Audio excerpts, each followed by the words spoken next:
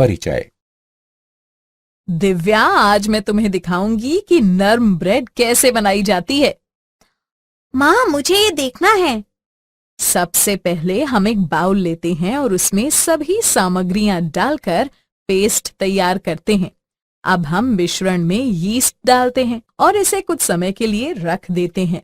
इसके बाद यह पकने के लिए तैयार हो जाएगा। अब हमारी ब्रेड परोसने के लिए तैयार है। ये तो काफी अच्छी लग रही है। माँ, क्या मैं आपसे कुछ पूछ सकती हूँ? हाँ, जरूर। आपने मिश्रण में यीस्ट क्यों डाला? ठीक है, मैं तुम्हें बताती हूँ। ब्रेड बनाने में किण्वन की प्रक्रिया में यीस्ट उत्प्रेरक की तरह कार्य करता है। यीस्ट आटे में मौजूद शर्करा से अभिक्रिया करता है और इस प्रक्रिया में कार्बन डाइऑक्साइड उत्पन्न होती है। कार्बन डाइऑक्साइड गूंथे हुए आटे में मौजूद हजारों बुलबुलों में भर जाती है। जब ब्रेड पक जाती है तो यह रोएदार और नर्म हो जाती है। ठीक है माँ, मैं समझ गई और मैं इसके बारे में और अधिक जानना चाहती हूँ। इस बारे में और अधिक जानने के लिए तुम्हें रासायनिक बलगतिकी का अध्ययन करना चाहिए। छात्रों, आज हम रासायनिक बलगतिकी के बारे में विस्तार से चर्चा करेंगे। उद्देश्य: पाठ के अंत में आप निम्न करने में सक्षम हो जाएंगे। रासायनिक बलगतिकी को परिभाषित करना, रासायनिक अभिक्रियाओं का वर्णन करना, एक रासायनिक अभिक्रिया के वेग की व्याख्या करना, औसत और तात्कालिक अभिक्रिया वेग की व्याख्या करना, अभिक्रिया के वेग को प्रभावित करने वाले कारकों को जानना, अभिक्रिया की कोटि का विश्लेषण करना, अभिक्रिया की आणविकता की गणना करना, अभिक्रिया की अर्ध आयु की गणना करना, अभिक्रिया वेग पर तापमान और उत्प्रेरक के प्रभाव को समझना, ऑरेनियस समीकरण की व्युत्पत्ति करना, संघट्ट सिद्धांत का वर्णन करना।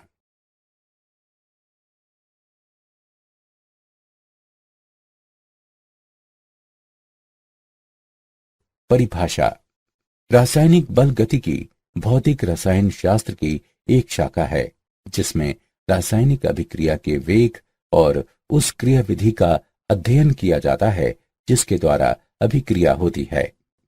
रासायनिक अभिक्रियाओं के अध्ययन के 3 महत्वपूर्ण पहलू हैं।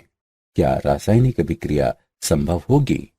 यदि अभिक्रिया संभव है तो ये कब तक चलेगी? अभिक्रिया कितनी तेजी से होगी? रासायनिक अभिक्रियाओं के प्रकार: विभिन्न अभिक्रियाओं को उनके अभिक्रिया वेग के आधार पर 3 प्रकारों में वर्गीकृत किया जा सकता है।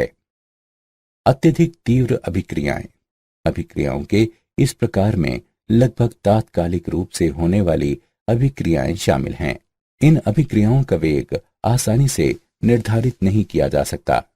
उदाहरण के लिए, सिल्वर नाइट्रेट के जलीय विलयन में सोडियम क्लोराइड के जलीय विलयन को मिलाने पर AgCl का अवक्षेपण अतिशीघ्र होता है।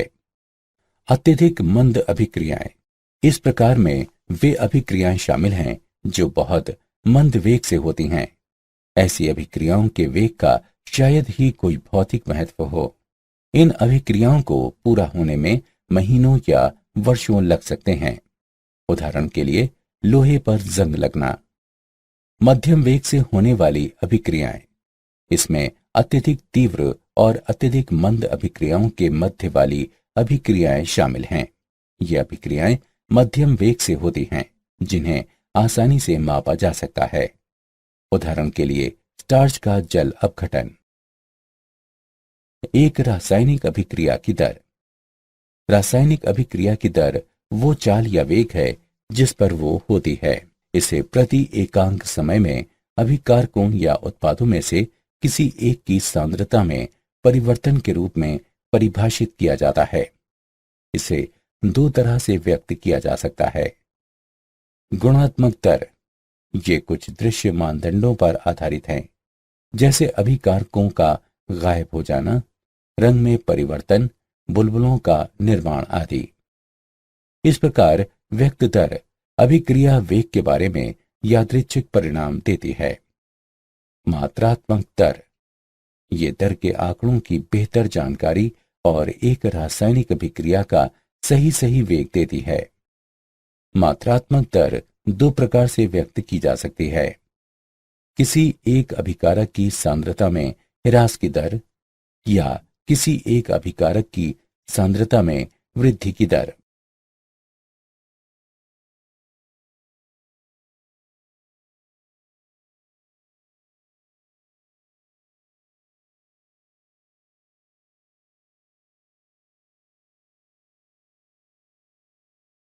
अभिक्रिया वेग की इकाइयां, पदार्थ के सांद्रण को मोल प्रति लीटर में और समय को सेकंडों या मिनटों में या घंटों में व्यक्त किया जाता है। अतः अभिक्रिया वेग के लिए इकाइयां हैं मोल प्रति लीटर प्रति सेकंड या मोल प्रति लीटर प्रति मिनट या मोल प्रति लीटर प्रति घंटा। गैसीय अभिक्रिया के लिए अभिकारकों और उत्पादों की सांद्रता को आंशिक दाब के पदों में व्यक्त किया जाता है और दाब को वायुमंडल में व्यक्त करते हैं। अतः अभिक्रिया वेग की इकाइयां होंगी परमाणु प्रति सेकंड या परमाणु प्रति मिनट या परमाणु प्रति घंटा।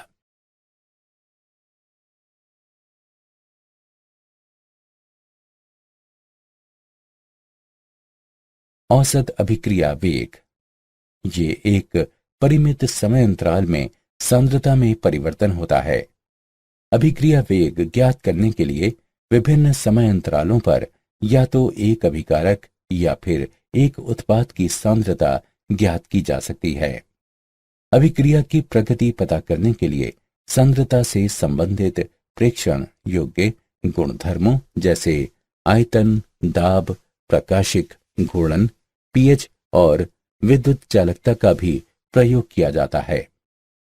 इसे बिना अभिक्रिया मिश्रण को अलग किए हुए विभिन्न समय अंतरालों पर सीधे मापा जा सकता है। औसत वेग बराबर ऋणात्मक डेल्टा C बटे डेल्टा T।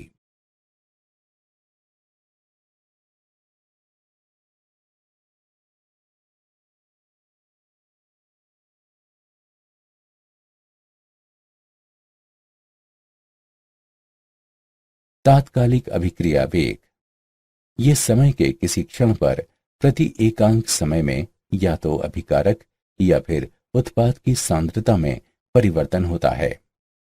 तात्कालिक अभिक्रिया वेग को व्यक्त करने के लिए हम समय के उस क्षण पर एक लघु समय अंतराल को चुनते हैं जिस पर अभिक्रिया वेग को नियत माना जाता है।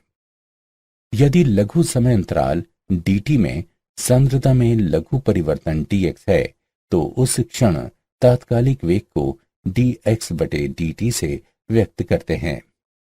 उस अभिक्रिया के लिए जिसमें a b की ओर प्रवृत्त है, तात्कालिक वेग बराबर db बटे dt।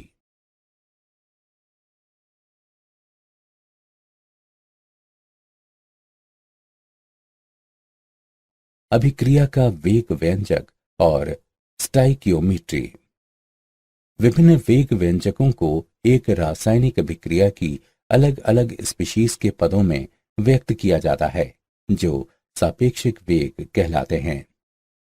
संतुलित रासायनिक समीकरण में स्पीशीज के स्टाइकियोमेट्री गुणांक द्वारा वेग व्यंजक को भाग देकर सापेक्षिक वेगों को तुल्य बनाया जाता है। अभिक्रिया वेग को इस प्रकार व्यक्त किया जा सकता है।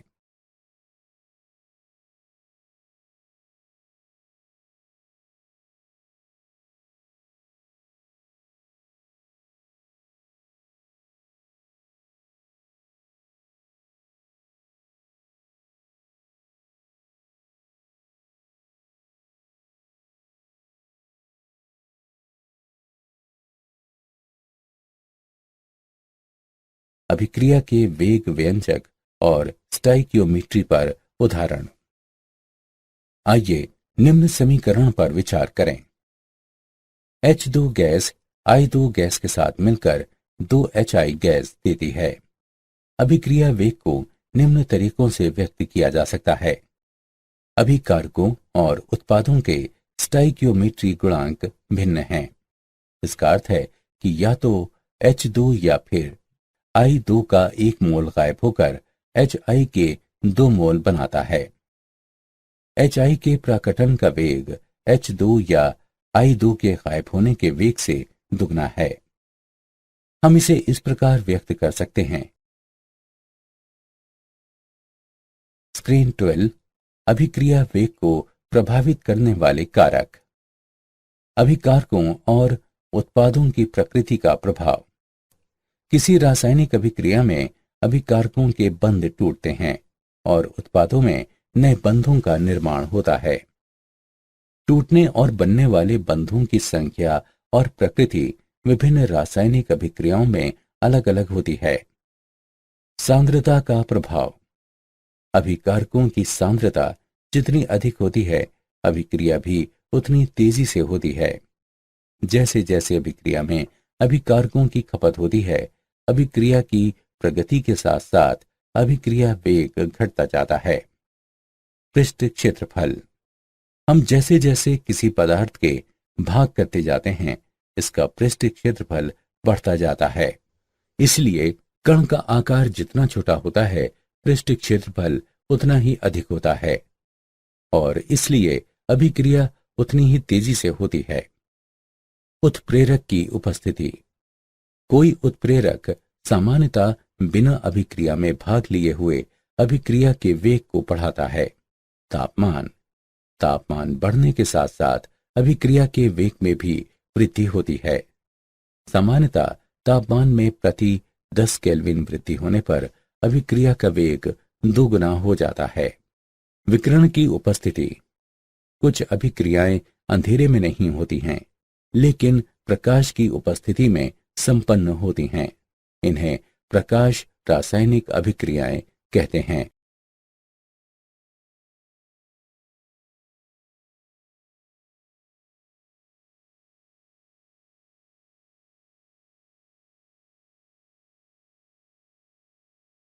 सांद्रता का प्रभाव। जब कोई रासायनिक अभिक्रिया होती है तो अभिकारक उत्पादों में परिवर्तित हो जाते हैं। समय के साथ साथ अभिकारकों की सांद्रताओं में कमी आती है, जबकि उत्पाद बढ़ते हैं। द्रव्यमान क्रिया का नियम। दिए गए तापमान पर एक रासायनिक अभिक्रिया का वेग अभिक्रिया में भाग लेने वाली स्पीशीज की मोलर सांद्रताओं के गुणनफल के समानुपाती होता है, जिसमें प्रत्येक सांद्रता पद पर रासायनिक समीकरण में उस स्पीशीज के आंकिक गुणांक के बराबर घात होती है। दी गई अभिक्रिया के लिए अभिक्रिया वेग बराबर है के ए की घात ए और बी की घात बी के गुणनफल के। यदि सभी अभिक्रिया में भाग लेने वाली स्पीशीज की सांद्रता 1 हो तो वेग बराबर होगा के। अतः वेग स्थिरांक को अभिक्रिया वेग के रूप में परिभाषित किया जाता है जब प्रत्येक अभिकारक की सांद्रता 1 ली गई हो।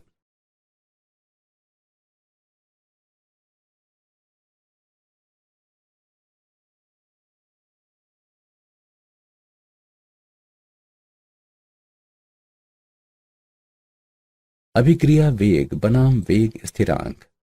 अभिक्रिया वेग और अभिक्रिया वेग स्थिरांक के मध्य महत्वपूर्ण भेद इस प्रकार हैं। अभिक्रिया वेग उस क्षण अभिकारकों की स्पीशीज की सांद्रता पर निर्भर करता है, जबकि वेग स्थिरांक का आशय उस विशिष्ट बिंदु पर अभिक्रिया वेग से है जब प्रत्येक अभिक्रिया में भाग लेने वाली स्पीशीज की सांद्रता 1 हो। अभिक्रिया वेग किसी क्षण वो चाल है जिससे अभिकारक उत्पाद परिवर्तित होते हैं, जबकि एक अभिक्रिया का वेग स्थिरांक वेग नियम व्यंजक में समानुपाती नियतांक है। अभिक्रिया वेग अभिक्रिया की प्रगति के साथ साथ घटता जाता है, जबकि अभिक्रिया का वेग स्थिरांक नियत रहता है और अभिक्रिया की प्रगति पर निर्भर नहीं करता है।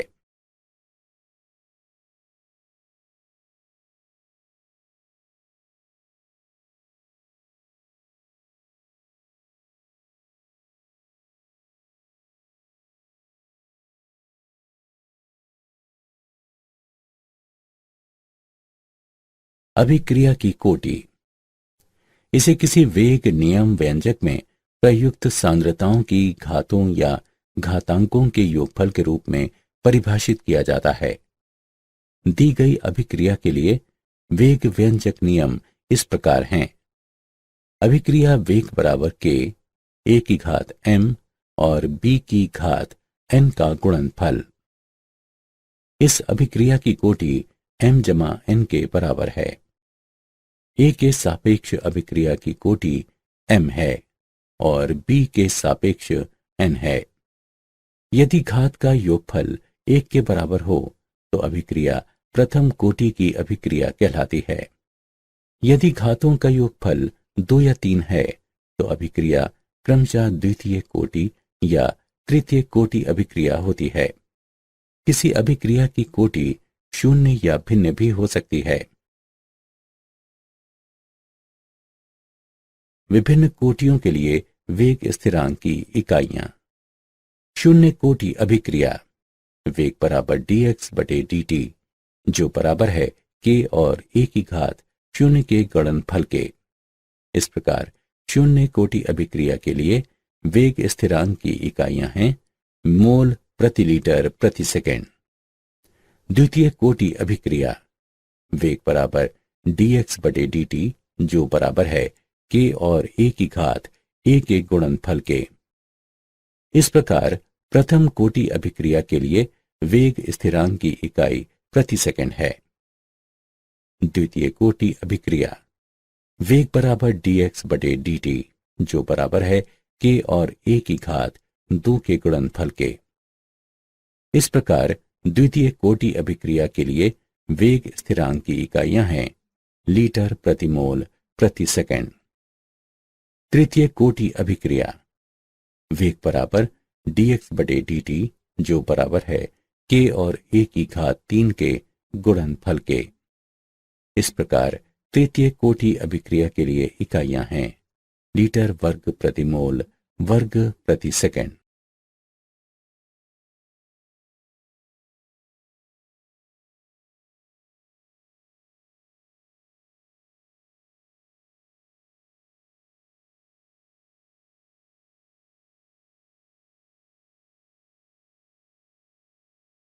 अभिक्रिया की आणविकता। रासायनिक अभिक्रिया में भाग लेने वाली स्पीशीज, परमाणु, आयन अथवा अणु जो कि एक साथ संघट्ट के फलस्वरूप रासायनिक अभिक्रिया करती हैं, की संख्या को अभिक्रिया की आणविकता कहते हैं। जब एक साथ संघट्ट में केवल एक अणु शामिल हो तो अभिक्रिया एक अणुक होती है। जब एक साथ संघट्ट में 2 अणु शामिल हों तो अभिक्रिया द्विअणुक होती है। जब एक साथ संघट्ट में 3 अणु शामिल हों तो अभिक्रिया त्रिअणुक होती है। किसी अभिक्रिया की आणविकता सदैव एक पूर्ण संख्या होती है।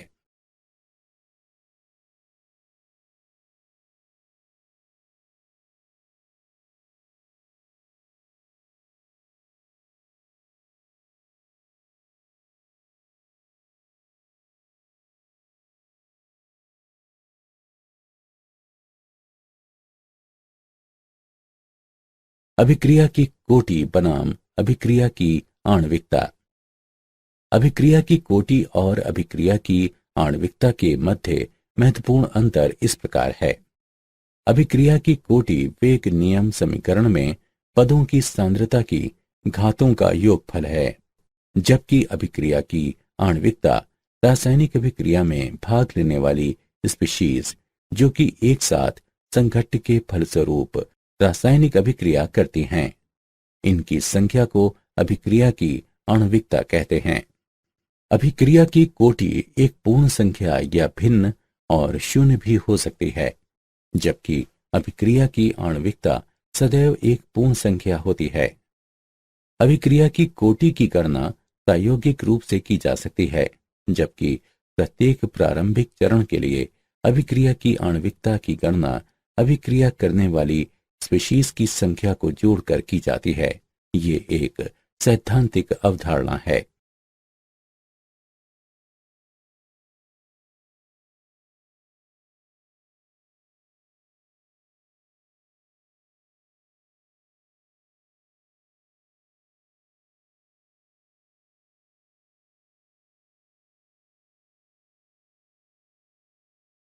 शून्य कोटि अभिक्रिया। कोई अभिक्रिया शून्य कोटि की होती है यदि इसका वेग अभिकारकों की सांद्रता पर निर्भर नहीं करता। शून्य कोटि अभिक्रिया के लिए ए उत्पादों में बदल रहा है। यदि अभिकारक की प्रारंभिक सांद्रता ए नॉट है और टी समय बाद सांद्रता ए है तो अभिक्रिया वेग घटा डी ए बटे डी टी बराबर के और ए की घात शून्य का गुणनफल जो कि के बराबर होगा। इसे इस प्रकार लिखा जा सकता है डी कैपिटल ए बराबर घटा के डी कैपिटल टी। दोनों पक्षों का समाकलन करने पर हमें प्राप्त होता है कैपिटल ए बराबर के टी जमा सी। टी बराबर शून्य पर ए बराबर ए नॉट, इसलिए सी बराबर ए नॉट। इन मानों को समीकरण में रखने पर हम प्राप्त करते हैं ए बराबर घटा के टी जमा ए नॉट। या इसे इस प्रकार भी लिखा जा सकता है के बराबर बटे टी गुणा ए नॉट घटा ए।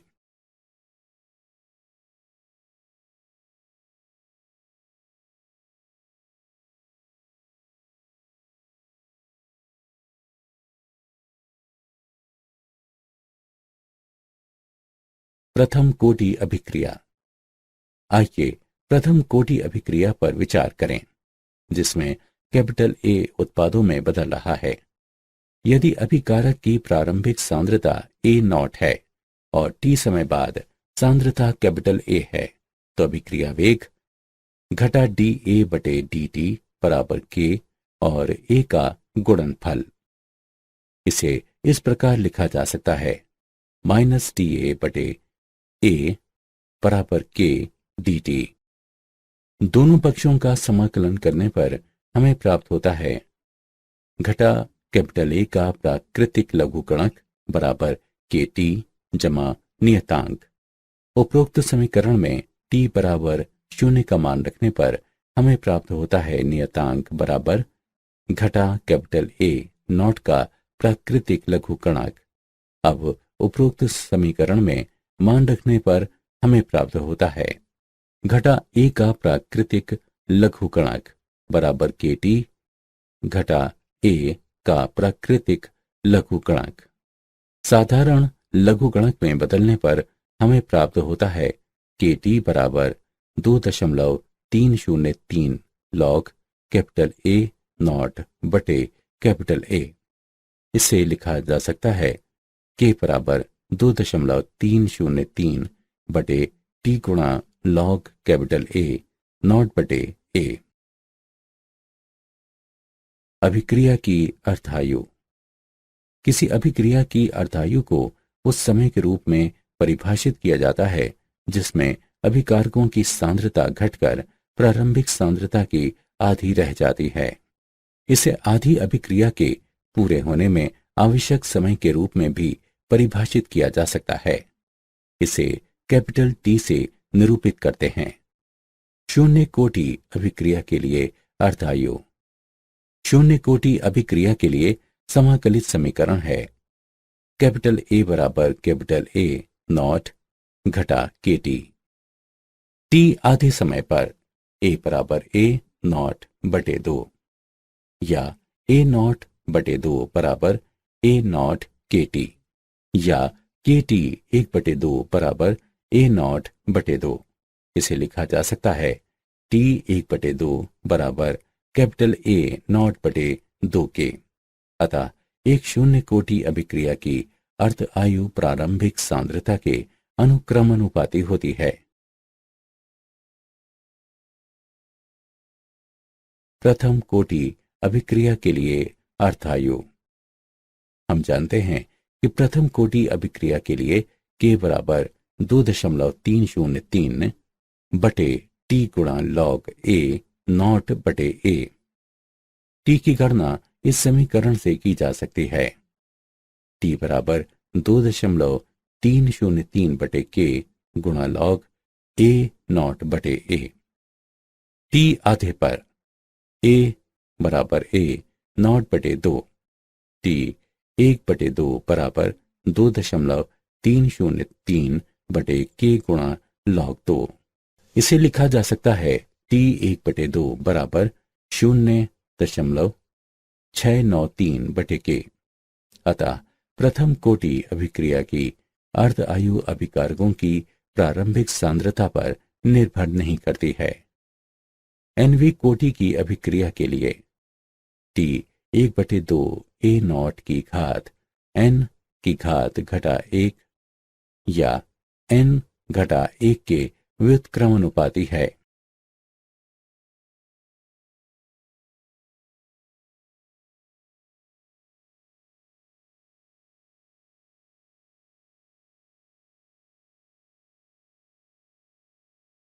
छद्म प्रथम कोटि की अभिक्रिया।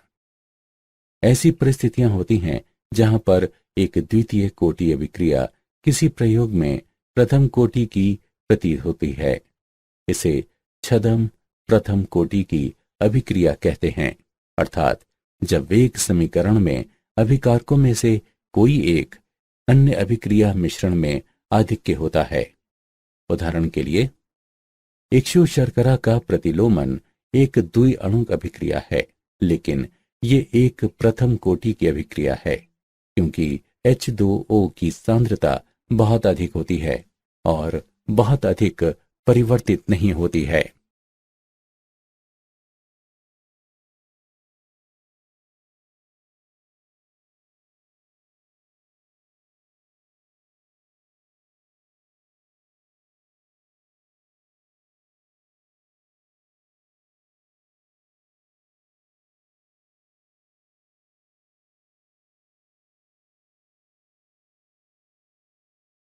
अभिक्रिया वेग की ताप पर निर्भरता। समांगी अभिक्रिया के लिए अभिक्रिया वेग प्रत्येक 10 डिग्री ताप बढ़ाने पर लगभग 2 गुना हो जाता है। 10 डिग्री में से दोनों तापों पर एक अभिक्रिया के वेग स्थिरांक के अनुपात को अभिक्रिया का ताप गुणांक कहते हैं। अधिकांश अभिक्रियाओं के लिए ताप गुणांक का मान लगभग 2 होता है और कुछ में ये 3 तक पहुंच जाता है। जब ताप T-10 डिग्री बढ़ता है तो वक्र सपाट हो जाता है। अब छायांकित भाग ABEF उन अणुओं के भाग को निरूपित करता है जिनकी ऊर्जा देहली ऊर्जा से अधिक है। भाग ABEF भाग ABCD के दुगने से अधिक है। देहली ऊर्जा के बराबर या इससे अधिक ऊर्जा वाले अणुओं का भाग लगभग 2 गुने से अधिक हो जाता है। अतः अभिक्रिया वेग भी तप में प्रत्येक 10 डिग्री वृद्धि होने पर 2 गुना हो जाता है। इस प्रकार ताप में वृद्धि के साथ अभिक्रिया वेग में वृद्धि देहली ऊर्जा के आधिक्य में ऊर्जा वाले अणुओं के भाग में बढ़ोतरी के कारण होती है।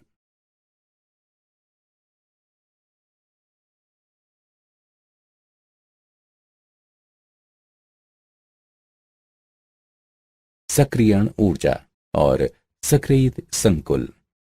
सक्रियण ऊर्जा ये अभिक्रिया में भाग लेने वाले अभिकारकों की देहली ऊर्जा और औसत ऊर्जा के मध्य अंतर है। सक्रियित स्कूल इसे अभिक्रिया में भाग लेने वाले अणुओं के साथ निर्मित मध्यस्थ के रूप में परिभाषित करते हैं, जो बहुत अधिक अस्थायी होता है और तेजी से अपघटित होकर उत्पाद निर्मित करता है। एक सक्रियित स्कूल के लक्षण। सक्रियित संकुल की स्थितिज ऊर्जा अधिकतम होती है।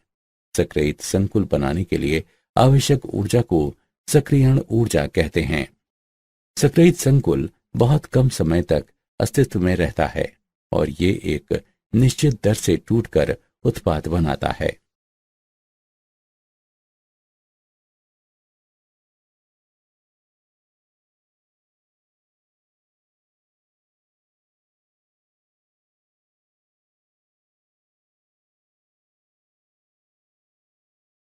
ऑरेनियस समीकरण। ऑरेनियस समीकरण वेग स्थिरांक को ताप के साथ संबंधित करती है। K बराबर A और E की घात माइनस EA बटे RT का गुणनफल, जहां कैपिटल A आवृत्ति कारक है और EA संक्रियण ऊर्जा है। दोनों पक्षों में प्राकृतिक लघुगणक लेने पर हमें प्राप्त होता है प्राकृतिक लॉग के बराबर प्राकृतिक लॉग ए माइनस ई ए बटे आर टी।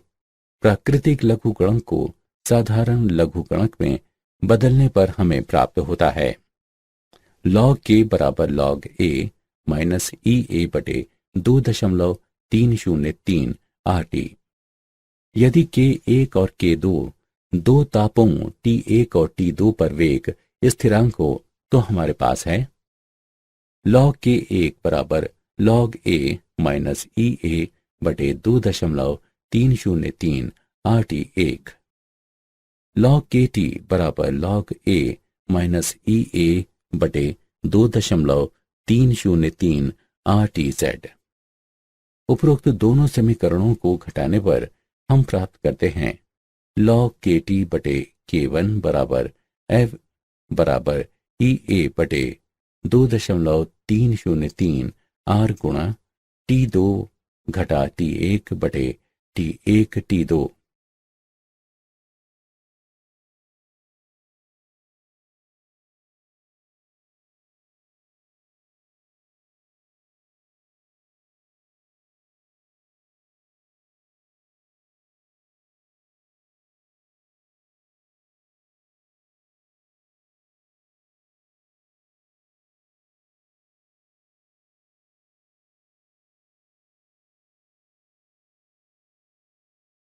अभिक्रिया वेग पर उत्प्रेरक का प्रभाव।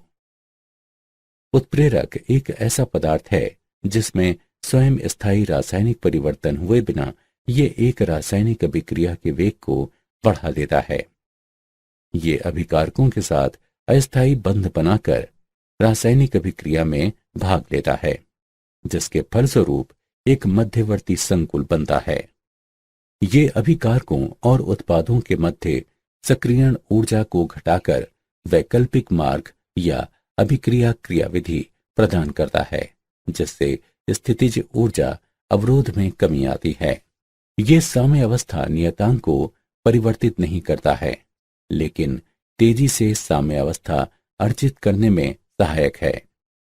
उत्प्रेरक की लघु मात्रा अभिकारकों की दीर्घ मात्रा को उत्प्रेरित कर सकती है। रासायनिक अभिक्रियाओं का संघट्य सिद्धांत। केवल प्रभावी संघट्य ही रासायनिक अभिक्रिया करते हैं। ऐसे संघट्य जिनमें पर्याप्त गणिज ऊर्जा और उपयुक्त विन्यास वाले अणु संघट्य करते हैं, जिससे अभिक्रिया में भाग लेने वाली स्पीशीज के मध्य बंध टूटने तथा उत्पाद बनाने के लिए नए बंधों के निर्माण को बढ़ावा मिले, प्रभावी संघट्य कहलाते हैं। सक्रियण ऊर्जा और अणुओं का उपयुक्त विन्यास एक साथ एक प्रभावी संघट्य की कसौटी का निर्धारण करते हैं और इस तरह रासायनिक अभिक्रिया वेग बराबर PZ AB और E की घात माइनस EA बटे RT का गुणनफल, जहां ZAB बराबर अभिकारकों A और B की संघट्य आवृत्ति P बराबर प्रायिकता कारक और E की घात माइनस EA बटे RT बराबर EA के बराबर से अधिक ऊर्जाओं वाले अणुओं का भाग।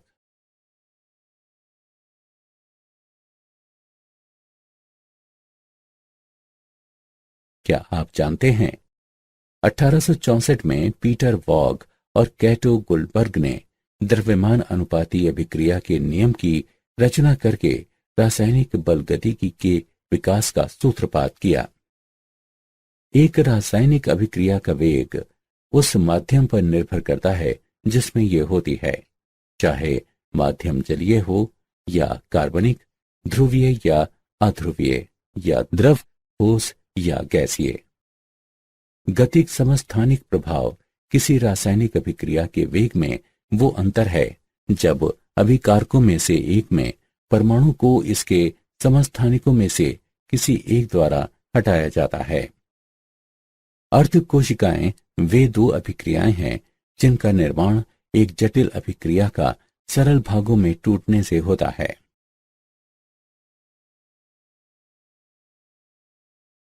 सारांश। आइए हमने जो कुछ सीखा है उसे संक्षेप में दोहराएं। रासायनिक बल गतिकी भौतिक रसायन शास्त्र की एक शाखा है जिसमें रासायनिक अभिक्रिया के वेग और उस क्रियाविधि का अध्ययन किया जाता है जिसके द्वारा अभिक्रिया होती है। अभिक्रिया वेग को प्रति एकांक समय में अभिकारकों या उत्पादों में से किसी एक की सांद्रता में परिवर्तन के रूप में परिभाषित किया जाता है। तात्कालिक अभिक्रिया वेग किसी क्षण पर प्रति एकांक समय में या तो अभिकारक या फिर उत्पाद की सांद्रता में परिवर्तन होता है। दिए गए तापमान पर एक रासायनिक अभिक्रिया का वेग अभिक्रिया में भाग लेने वाली स्पीशीज की मोलर सांद्रताओं के गुणनफल के समानुपाती होता है, जिसमें प्रत्येक सांद्रता पद पर रासायनिक समीकरण में उस स्पीशीज के आंकिक गुणक के बराबर घात होती है।